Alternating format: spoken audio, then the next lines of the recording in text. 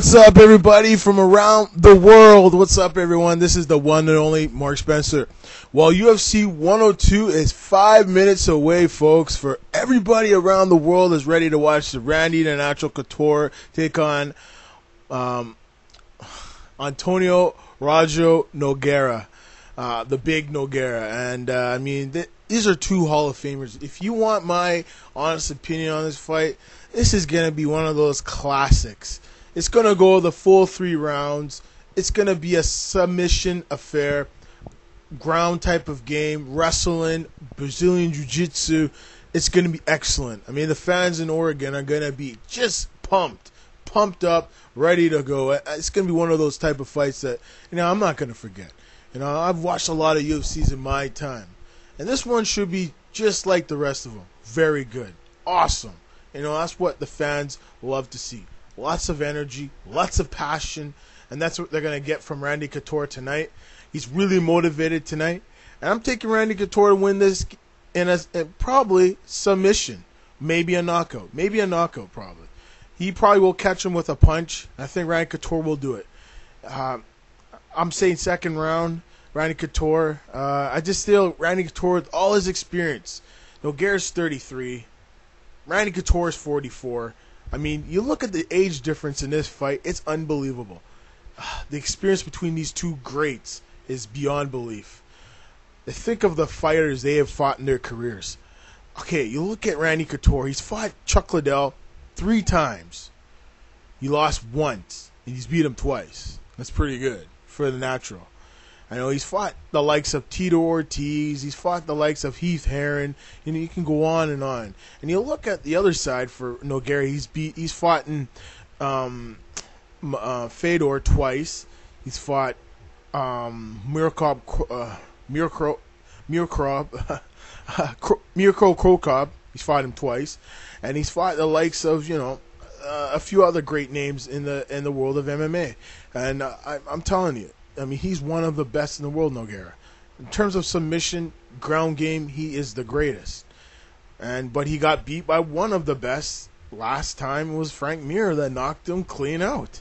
For the first time in his career, he got knocked out. So, way I look at this, folks, Nogueira needs to step it up. This is an important fight for Antonio Rajo Nogueira. This is a fight where you have to step your game up, boy, and just stay focused, go for it, and be positive if you're going to win. But I just don't think he's going to win tonight. It's all about the natural. Randy Natural Couture will win this in second round by a knockout. Punch out. Maybe ground and pound, but I still think you'll catch him with a punch, and that will be it. You'll probably ground pound him right out. That's my prediction on Nogueira Couture. Okay, now we move on to the other fights tonight. The other main eventer is the Dean of Mean, Keith Jardine, taking on, who, Thiago Silva. One of the most impactful fighters in all the UFC. Never mind of mixed martial arts around the world. Recently I watched the big Strikeforce card between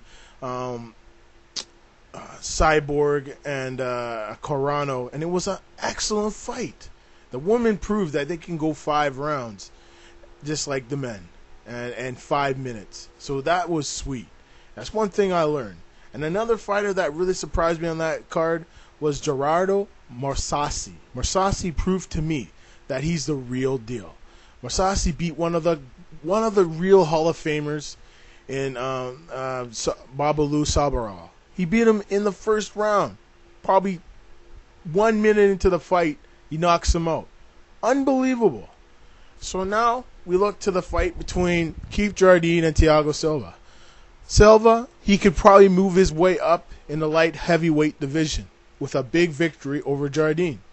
If Jardine loses, he could be on thin ice with the UFC. That would have been his 3rd loss in the UFC. So, if you're Jardine, you don't want to lose again. You have to win. It's a must win for the Dean of Mean.